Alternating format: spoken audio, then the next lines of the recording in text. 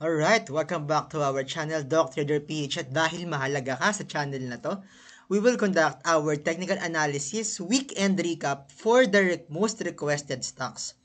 Ito ang LRW, Tbgi, BSC, Davin, and Sear Tech.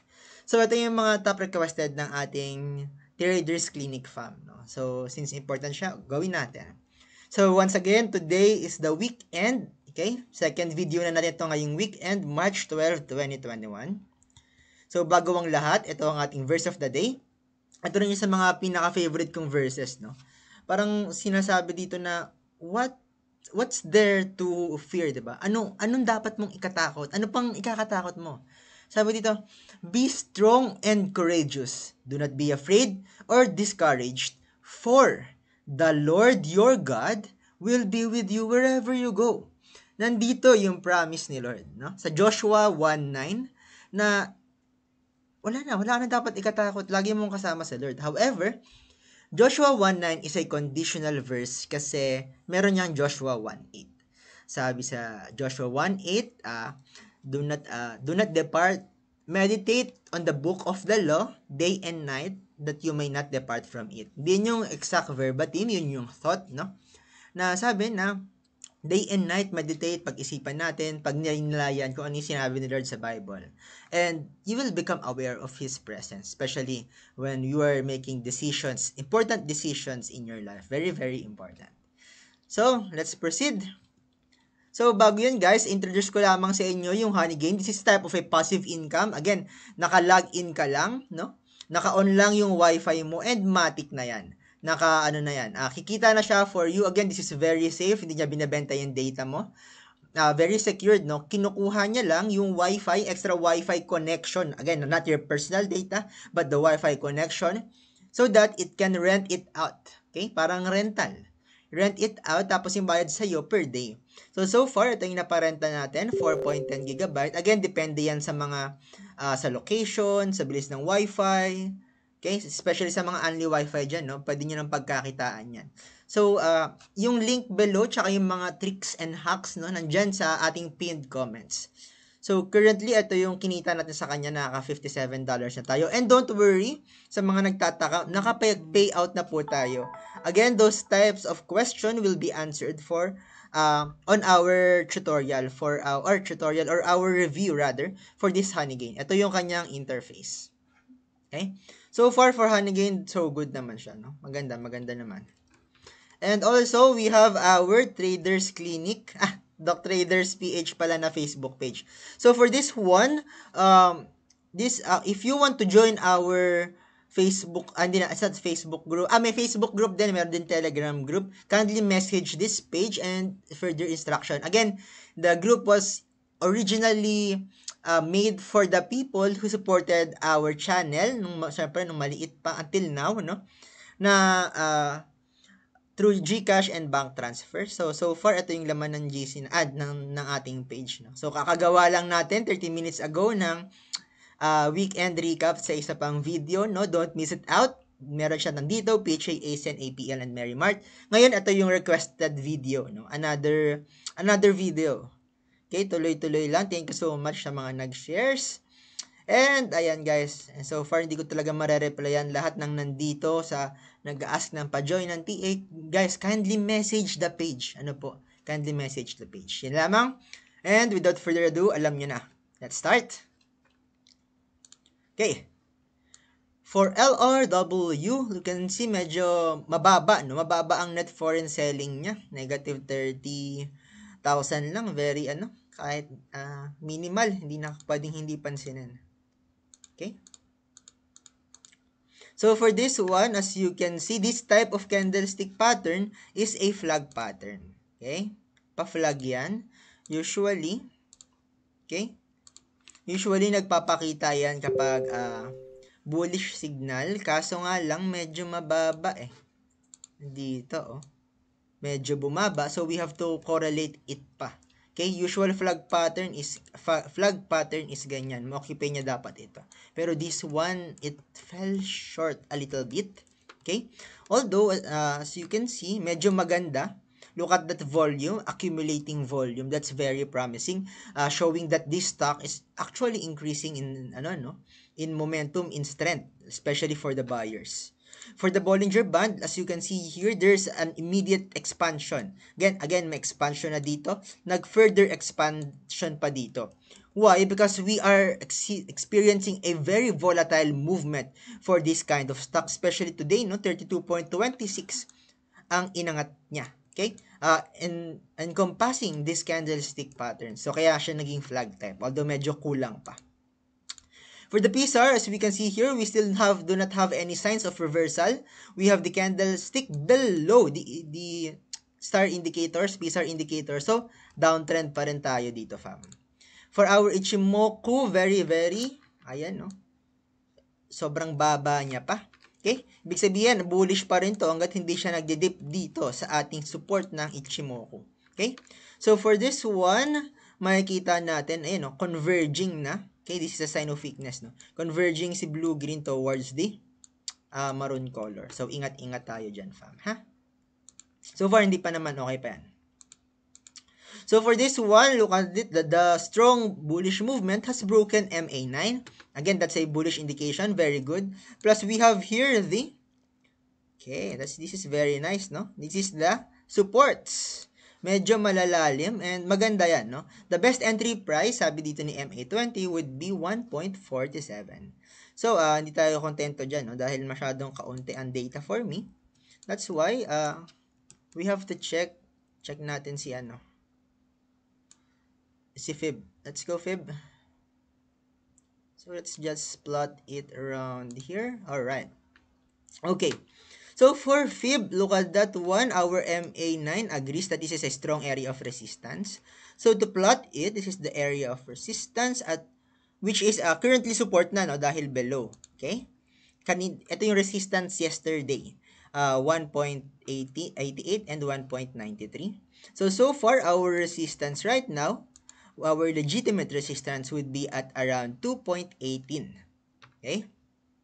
Medyo mataas dyan dahil nandiyan ang ating fib. Alright, so yan ang mga nakikita natin. For the entry prices, this is a good entry price at 1.67 and 1.47. For this one, medyo risky na to, medyo mataas na. Depends to your risk appetite and risk-reward ratio. Okay? So for this one, of course, maganda dito sa MA50, MA100. However, to be more realistic, since mukhang paangat pa siya, is dito talaga sa dalawang entry prices na diniscuss natin. Alright, so for our MACD, look at that one. The buyers has taken control. Inagaw ng buyers, fam. Okay? So look at that one. Nag-positive eh. Ayan, no? Ito yung zero. See, ito yung zero levels for our MACD. Okay? Nag-positive siya today. Therefore, the buyers are now in control. Look at that one. We have a MACD cross. Usually, MACD cross shows that the buyers are now in control and they are gaining momentum. That's a strong momentum. That's a very good price movement. No? Ox yan. Goods yan, fam. Okay? So, for this one, the downtrend has been broken. Okay? We have historically a long-term downtrend mula nung nag-overbought siya. Okay? Look at this one. Dito yung mga important prices. Basag. So far, very bullish. Areas of resistance would lie around here. Okay? So, I specifically chosen 66.66 because this is a strong resistance. 1, 2. Na dalawa lang, pero mas decent naman siya kumpara kasi dito. Kay 64. Okay? Actually, same lang pala. No? Dalawa lang din. Okay? So, yan. Malapit tayo sa area of resistance for this one. Ito banda. Ito yung tinutukoy niya, yung 2.18. It's a strong resistance na kailangan basagin ng LRW. So, basically, mukhang maiaangat pa to. No? Mukhang maiaangat pa siya dahil we are gaining momentum and the buyers are now in control. Ingat lamang tayo sa pullback. Okay? Ingat-ingat sa pullback. Okay, next one would be Tbgi. Trans-Pacific Broadband. So, umangat siya ng 5%, 5.26% to be exact. And almost half a million, no? Half a million ang kanyang naging net foreign selling. Right? So, for this one, okay, we are seeing accumulating volume ng ating sellers. It's quite alarming, no? Since naaabot niya na yung average price. Okay? So, kailangan mabawasan, hopefully. Although, hope is not a good indicator. So, mapapansin natin dito na, ayan, no? Nakatungtong lang siya. Saktong-sakto lang, fam, kung nasaan ang ating MA20. Okay? MA20 dito banda, yan, no? Sakto, tignan nyo. Zoom natin, ha? Yung body niya, nasa MA20. Yan yung blue-green color. Tapos yung kanyang, dulo ay nasa MA9. Ano ibig sabihin? Ibig sabihin, this just proves that our MA is an area of a very, very strong support. Okay? So, well-supported yung mga yan. For our MA50, this is the area of, again, a better support. Alright? Although, if we are to plot this, again, accumulating pa rin siya. Nasa accumulation phase pa rin siya. Gusto ko body to body. Okay? Dito. Ito yung mga body ng kandila. Ayusin natin. Okay? As long as hindi nababasag yan, yung mga kandilang yan, magkakaroon lang ng fluctuations every now and then, pero sideways movement pa rin. Anong fluctuations? Ito. Yan, yung mga sumobrang parte ng kandila. So, very basic yan sa TA, no? I hope everyone knows that ang watching. Yan yung price movement within the day. So, again, consolidating lang yan. So, kapag mga ganito, again, buy near the support, sell on the resistance, and matic you will have a gain. So, if gagawin mo yan, tingnan nga natin. More or less, ayan, not bad. Nasa, nasa 20%, 18%, no? Not bad gains, not bad. Okay? So, entry price natin, itong si 0.42, right? 0.42, and then this one. Specifically, gusto ko itong mga to, no? Si 0.47, tsaka 0.49. So, dyan mga magagandang entry prices because this area of strong, nawala. Take 2. This is the area of strong support. Okay? Support. So, mas gusto ko mas malapit sa support ng Darvas back. Siyempre, mas malaki kita. You don't want to buy at top, the top, no? Tapos sell at low price. Naku, talo ka. Nag-donate ka sa Insti. Okay. So, for this one, we have the candlestick, ayan, no? Above the HMO cloud. So, uptrend. Again, wait lang. Let me remove these noises. I forgot to remove them earlier.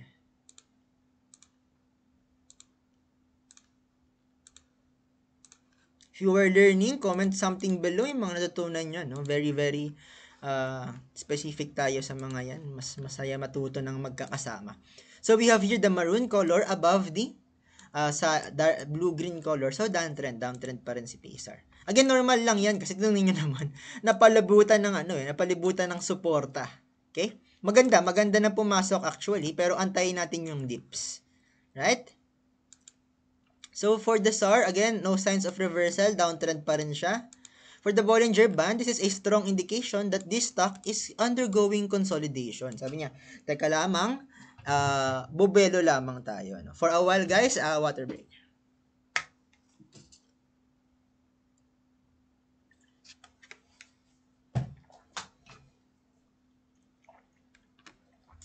Alright. So, for this one, we are seeing a decrease in the selling momentum. The sellers are still in control, of course, kasi blue over red yan. Pero tingnan nyo tong tip. Always look at the tip. Nagko-converge sila. Sabihin, pumapalag ang ating buyers. No? Sabi niya, lalaban kami. Okay, pwedeng umangat. This is a sign na nagko-consolidate tong area na to. Look at that one. This is the support. Very, very strong. Actually, pa-Darvas box nga itsura niyan eh. And this is the downtrend, no? Yung downtrend natin nabasag kasi nga nagko-consolidate siya. So, currently, what we have here, ayan, consolidation pa rin. Actually, this is good nga, no? This is good kasi yung price action niya ngayon, very promising. It broke the resistance of the downtrend. So, pwede yung bullish indication or indicator. However, don't forget that we still have a strong, we have a strong resistance around this area. 1, 2, ayan, nag-plateau pa. 3. Okay? At around 58 level of the RSI. So, watch out for. Pero kapag nabasag naman yan, very, very optimistic, no? Na pwedeng bumawi. So far, maganda yung trend niya. Very bullish. Okay? So, abangan niyo yung mga landmark prices, no? Currently, no? This stock would be in consolidation. Next one would be BSC. Okay, I think may nag-message pa sa akin dito, no? Again, consultations are for the members, sobrang dami talaga, no? For the members of our TC fam. So, again, highlight lang natin na medyo hindi siya magalaw, no? Net foreign buying, medyo insignificant, mababa rin yung overall total niya. Ang makita mo dito, nagdo-doji siya, okay? This type is nakita nyo to, natiin natin to today. Yung ganitong itsura, bullish marubozu plus engulfing type of candlestick, that is usually an uptrend. Okay, but let us see further, no? Discuss natin. Ito maganda example. Ito, look at that, this is a bullish marubozu, tapos bullish engulfing type of candlestick. Itong dalawang to. It was followed by a short uptrend run. Okay? Possible na magkaroon tayo ng bounce, lalo na ngayon, medyo indecisive yung market. Again, so ingat-ingat lang tayo, hindi ko i-miss out na paalalahanan kayo that we still have a gap. Okay? We have a gap around here.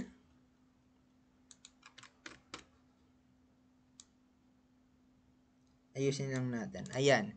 Around 0.52 and 0.69. So, that gap, sooner or later, would be filled. Okay? For now, let's see.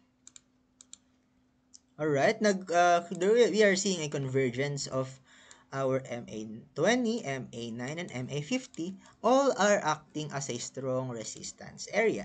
And that resistance would lie at around 1 peso or 1.01. Okay? Whichever, range na yan. Goods na tayo dyan.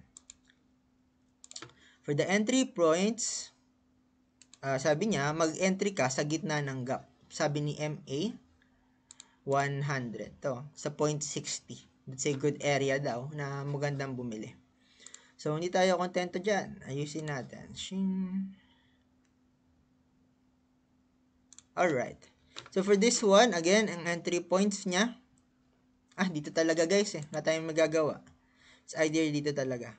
0.63, 0.60. Dito, pwede din daw, no? Pwede din daw, although medyo risky na nga kasi strong resistance Gusto mo again, laging bumibili near the support. Okay? Pwede naman, pumasok ka dito kasi it's forming a, it's forming a support around here. So, i-risk and reward benefits mo na lang yan, risk-reward ratio. Although, kung papasok ka man dito, balak mo mag-breakout play for this stock, attain mo munang mabasag to. Matibay itong support na to. Yung resistance yan. Again, nag-consolidate dyan si MA9, 20, and 50. Relatively strong. Okay, for our Ichimoku, ang kalat. Teka. For our Ichimoku, ayan, sideways movement talaga. Ayan, parallel to one another yung maroon tsaka yung blue-green. Alisin natin to. Ayan, parallel to one another. Tapos, ang lakas kasi ng resistance dito. Again, resistance talaga to. Yung piso, tsaka ito, 1.17, 1.20. Because that's the lower limit of the Ichimoku cloud. So, sabi ko nga, antayin muna. Antayin natin basagin to. Basagin tong resistance na to bago tayo pumasok. Para sure breakout. Okay? For the PSR, downtrend pa rin, no? The indicators above the candlestick. So, konting review lang. Ulit, ang formula natin for breakout. Breakout is BO. Breakout is equals to price action. Makikita mo may price action siya. Plus good volume. Okay? BOPAV. For the Bollinger Band, again, sideways movement, so constricted. Medyo bumuka lang dito kasi pababa, pero sideways movement pa rin yan. Considered as constriction yung Bollinger Band. For this one, medyo pumapalag. Pumapalag ang ating buyers, no? Pinapahina niya ang selling momentum, kaso hindi significant. Tignan nyo, ang haba na ng trend, hindi pa rin. Pansinin nyo dito, lumaban siya dito, pero hindi pa rin kinaya, no? So, for this one, antay talaga tayo ng MACD cross. Para sure tayong buyers are in control. Kasi mahirap kapag iba yung may control Sellers are in control. So for this one, we still have a downtrend movement, hindi pa basag, continuous pa rin. Okay? Ayan, no? Medyo malalim-lalim. Again, ang ating mga resistance levels would be here pa. Around this area. At 51 levels, no? Pero dito pa lang, pinayuko na siya eh. Maagang pagkakayuko at 45.95. So why is that? We have here 1, 2, 3, 4, 5, 6. Wow, that's a very strong resistance. 6 ba naman? Okay? Ito rin, another resistance. 1, 2, 3, 4, 5, 5. So again, very notorious tong dalawang resistance na to, no, for this stock. Ingat-ingat tayo dyan. Ito yan, dito ba yung banda? Yung din-discuss natin kanina pa. Next one, si Davin. Vinci Capital. Ayan, ito, naghuhukay. 3 million. Okay? Ang problem, mukhang hindi nag-subside, no? Halos pantay-pantay lamang. Of course, we want to see na nag-subside ang ating mga sellers, pero mukhang bumawi above average pa rin. Well, the only good thing about Davin is that it's forming a base around here, oh.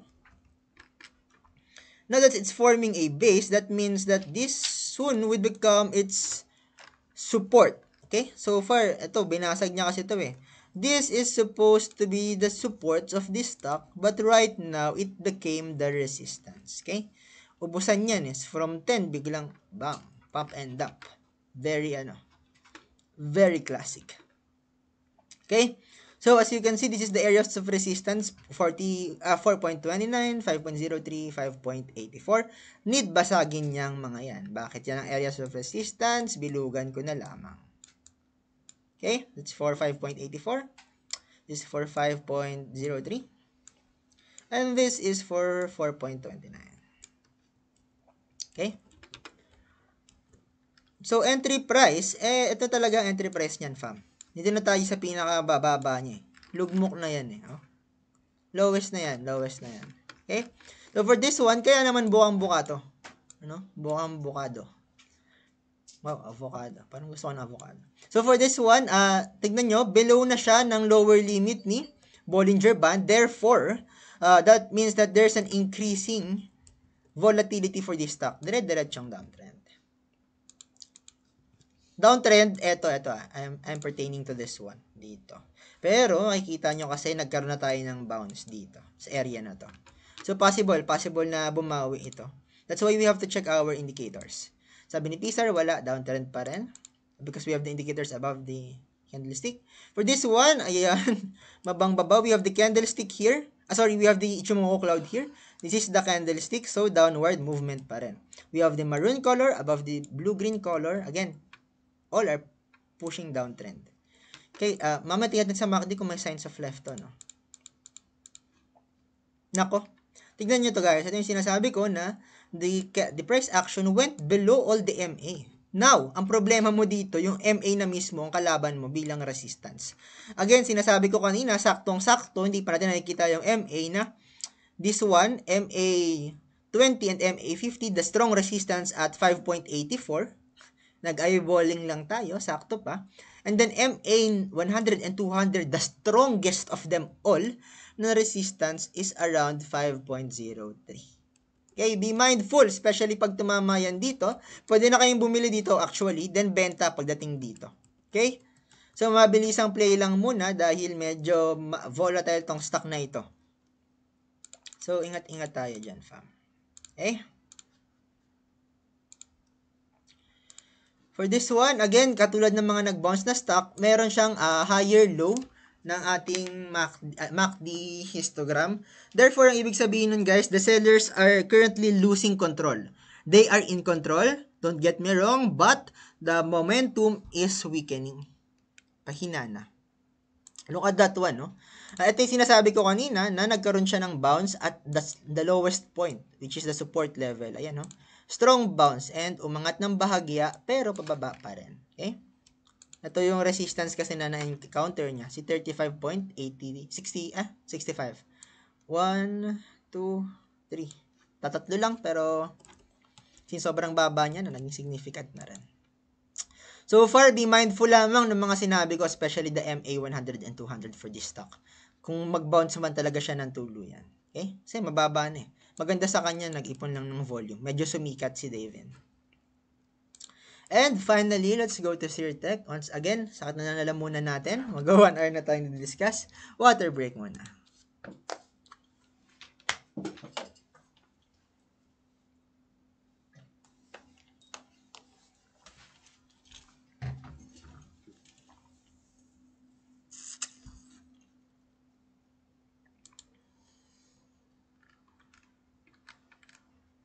Okay, for Sirtech.